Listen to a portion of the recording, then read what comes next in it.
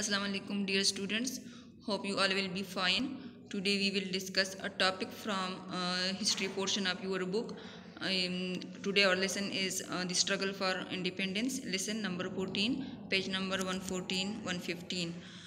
In this chapter we will discuss about the Europeans and the subcontinent and how the Europe came to India and settled here, then why the War of Independence 1857 was fought, then what were the causes which led the formation of All Indian National Congress and All India Muslim League, then we will study about the independence and some famous personalities.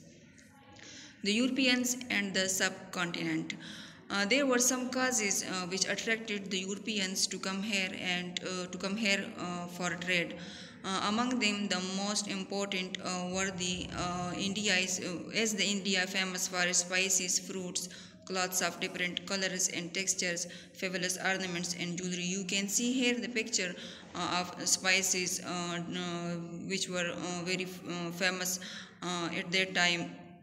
You can also see the pictures of cloths and ornaments which is very famous for the trade at that time. So the foreign traders attracted all these things to come to India and here started their trade.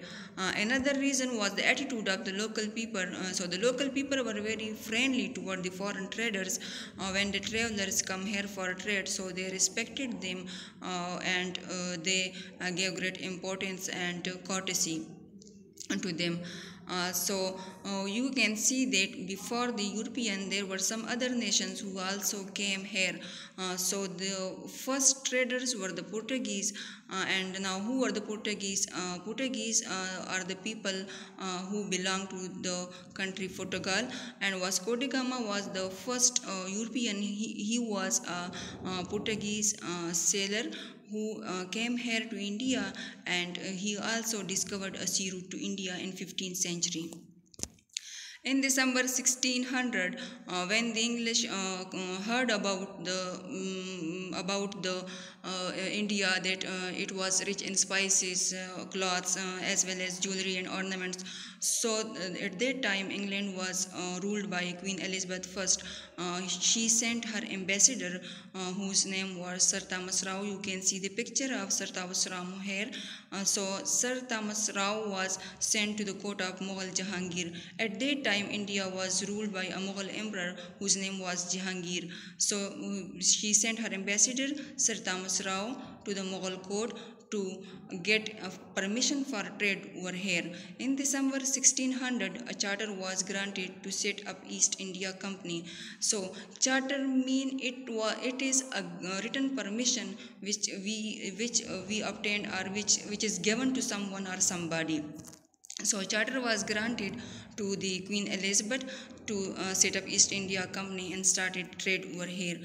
During the 16th century, other trading companies in India, there were also some other trading companies who also came to India and started a trade over here. Among them, the most important were the Dutch, the French, and the East India Company became very famous because it started business on large scale over here. East India Company was formed in 1600, as we know that it was a trading company of the British. Start of this 18th century. अब start of 18th century में क्या होता है कि मुग़ल की जो decline है वो स्टार्ट हो जाती है. So the decline of the Mughal empire started in 18th century.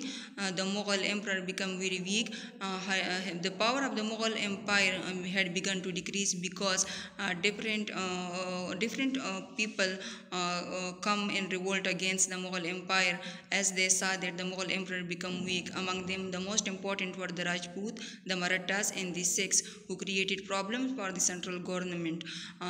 There were also the Muslim nobles who also fought against each other for their personal interest. In the middle of the 18th century, East India Company became very powerful.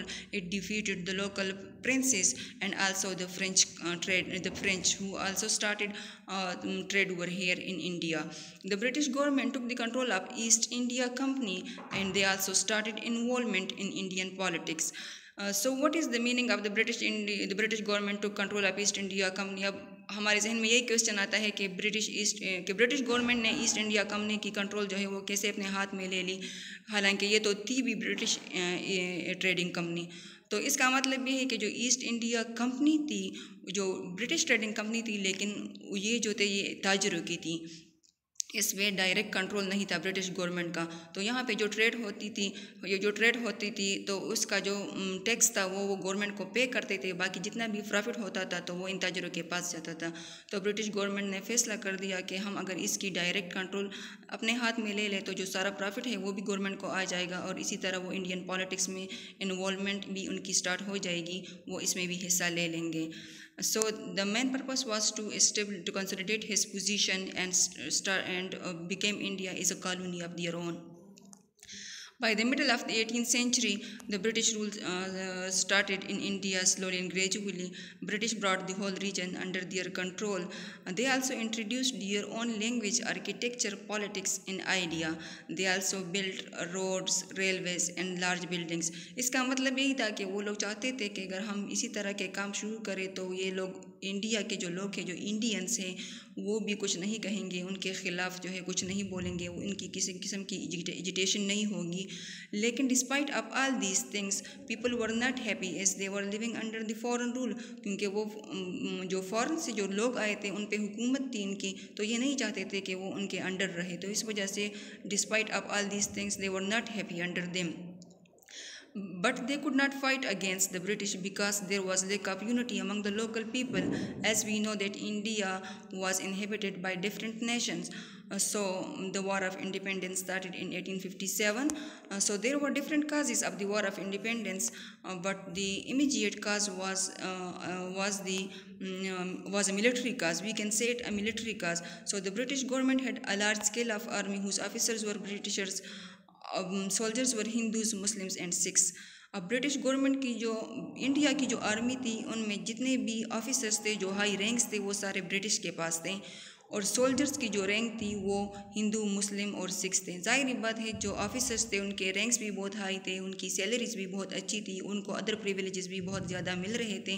और जो soldiers थे Hindu, Muslim and Sikhs, उनसे वो काम बहुत ज़्यादा लेते थे, लेकिन उनके जो रैंक्स थे वो भी नहीं बढ़ाते थे, वो भी बहुत ज़्यादा लो थे, उनकी प्रमोशन भी वो लोग नहीं कराते थे, उनकी सैलरी भी बहुत कम थी.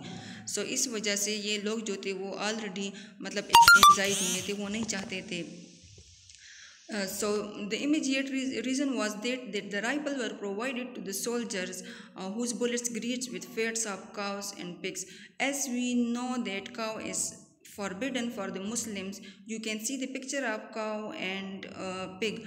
So pig was forbidden to the Muslims, as we know that it was haram in Islam, and cow was forbidden to the Hindus, because you know that they considered cow as their sacred mother.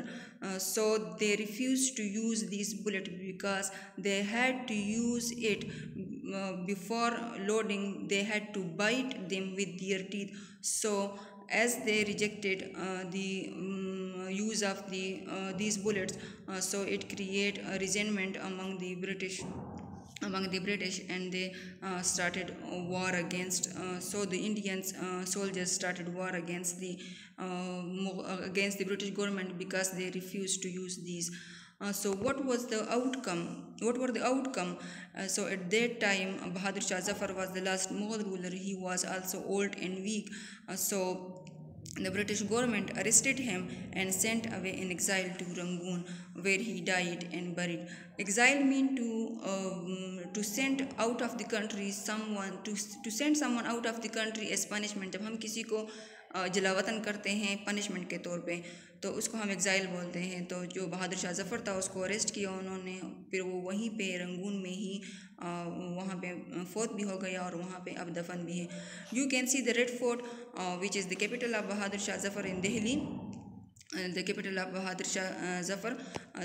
First of all, the capital of the Mughal Empire was the Agra, but Shah Jahan transferred his capital from Agra to Delhi. So the Bahadur, this is the residence of Bahadur Shah Zafar who settled here. British rule in India. So the British started direct rule over India. They took the control of the country. They also appointed their viceroys to rule the country on behalf of them. They also built railways lines. They also set up telegraph system for speedy exchange of news, and they also introduced education on British pattern. So the rule of the British government lasted for about 200 years. Thank you so much.